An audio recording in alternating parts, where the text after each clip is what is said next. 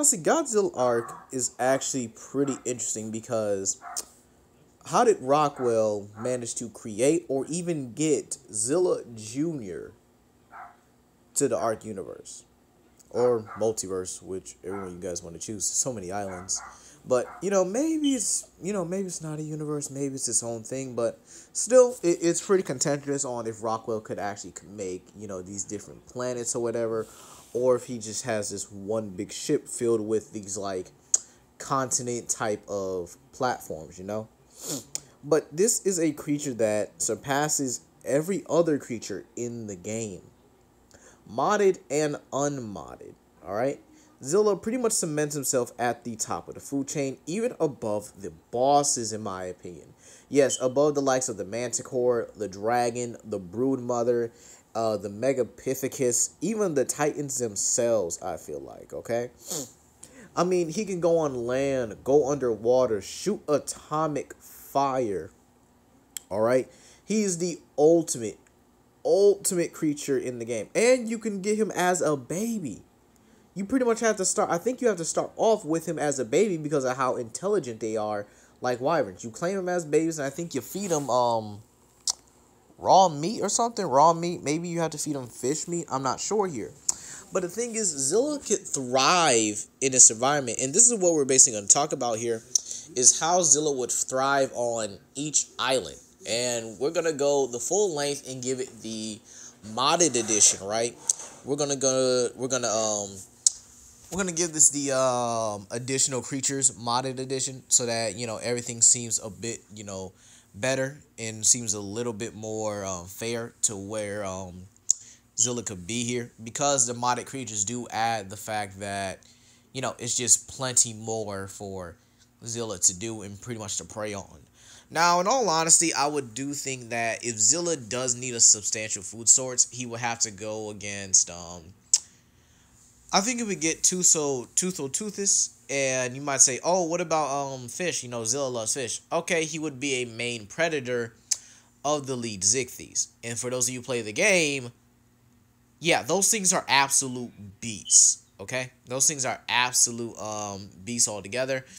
But I do think Elite Zichthies is just more, what's the word? Toothless is just more available than Elite Zichthy is.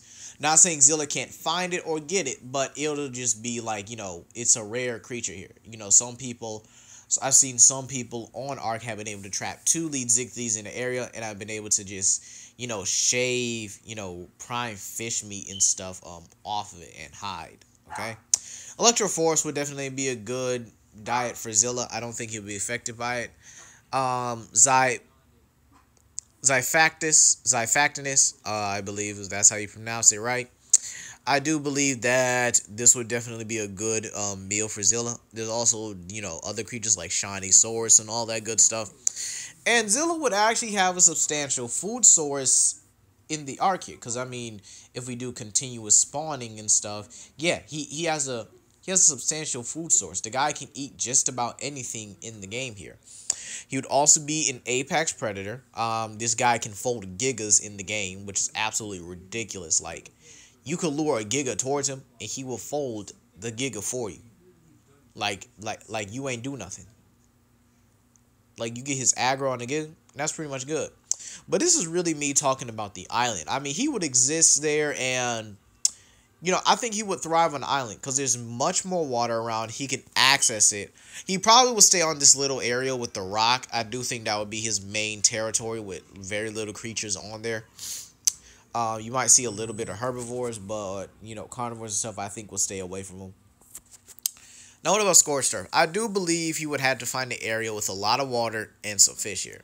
But Zilla is also capable of eating bugs, so I think the most proper creature from the eat would be deathworms. I think he would actually be able to fight and eat deathworms, mantises, jug bugs, Oranios, stuff on that caliber.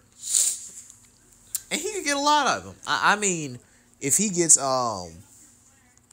if he gets a little bit hungry and snacky, I do believe he could prey on wyverns. But I also believe he would probably use the death worms to lure them back to their nests.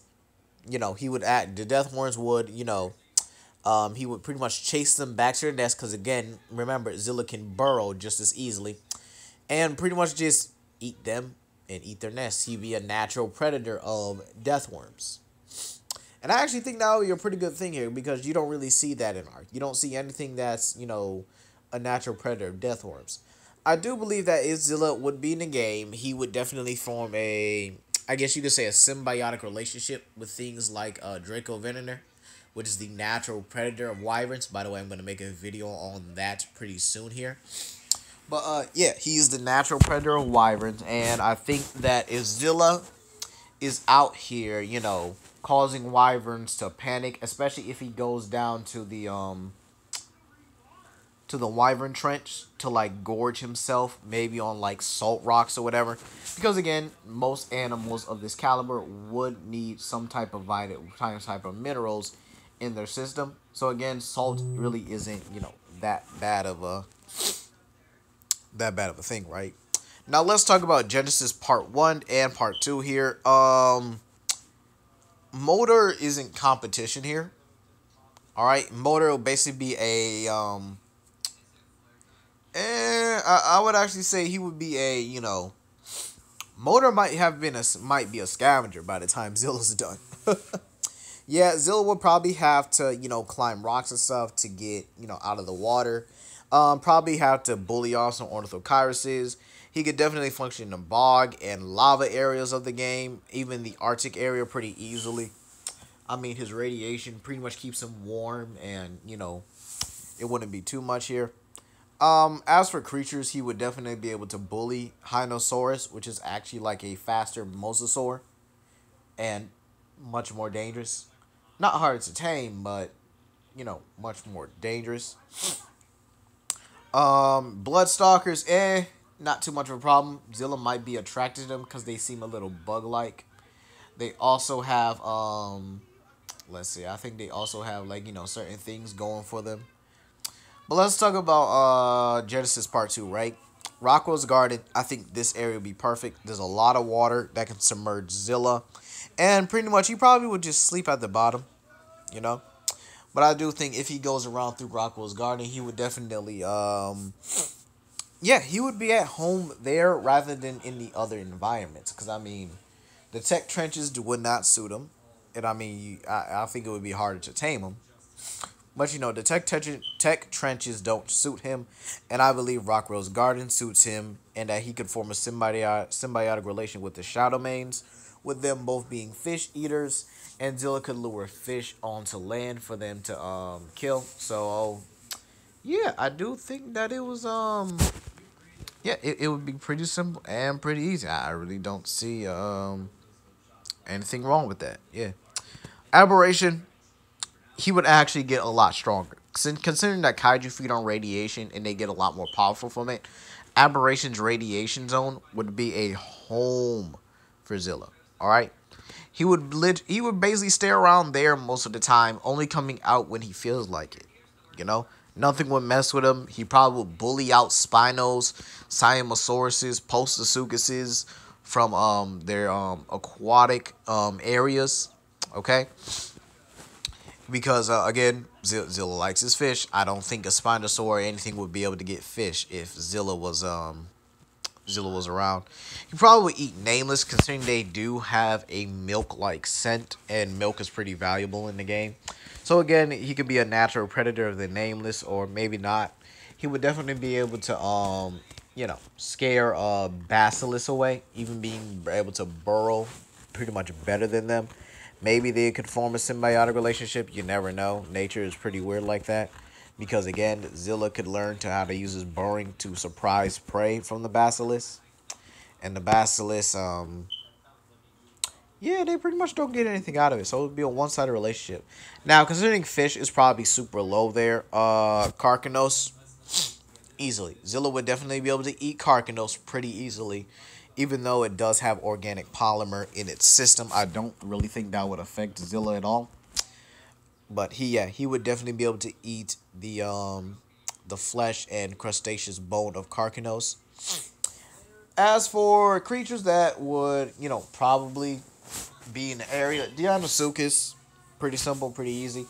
I do think that Deinosuchus would probably use Zilla as, a nesting area. Zilla would probably not care for it. Or he might care for it and just, let them do it. I mean, his radiation provides a pretty warm substance and pretty warm environment for them to raise their young. So I think, Zilla would be pretty good for, youngsters. As for extinction, I had a long time to think about this one, and I think Zilla would have to travel a lot more. He would probably be like, get a Devil Joe vibe, be a little more nomadic with the way he does it here. You might say, okay, Legendary, why is that? It's because of how extinction functions. The meteor showers, outside of the city, the corrupted dinos always aggroing on everything. So again, Zilla would have to be a Devil Joe and be a little more nomadic. Plus, I don't think he would like to deal with a lot of corrupted every now and then.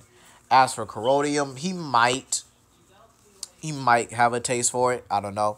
Well, honestly, I do think Zilla could survive here. I mean, gas bags are some of the weakest creatures in the game. One of the most useful creatures for carrying around a lot of stuff here, but they're still relatively not the best combat mounts here. But again, if they're able to survive on extinction, so can Zilla pretty easily. I don't really see anything wrong with that. No, in all honesty, I do think Zilla would probably have a lot of problems with Reapers, especially if they're like Apex or Alpha Reapers. Same thing with Aberration. You definitely have problem with like Queen Reapers and stuff. Maybe even like a Pentaceratops a little bit, but it just depends on how strong you think corrupted dinos are, how strong you think the dinosaurs are in those verses. But in all honesty, Zilla should not struggle. As for the modded, or sorry, not the modded, the additional islands like Valguero, Lost Island, the Center, Ragnarok, Crystal Isles. Oh yeah, he would be fine. Yeah, there's plenty of water in the middle, plenty of sea creatures to go and get. He can hunt and feed on megalodons. But it's like he wouldn't have too much of a challenge here. Same thing with Lost Island. He would not have a problem with that either. He would just be functioning and flourishing. Ragnarok, definitely. I think Ragnarok would be a much better map for him. Even Lost Island. He might even hang out on these little islands on the edge here, considering that, it's an isolated area just for himself. Not too many dinosaurs over there anyway.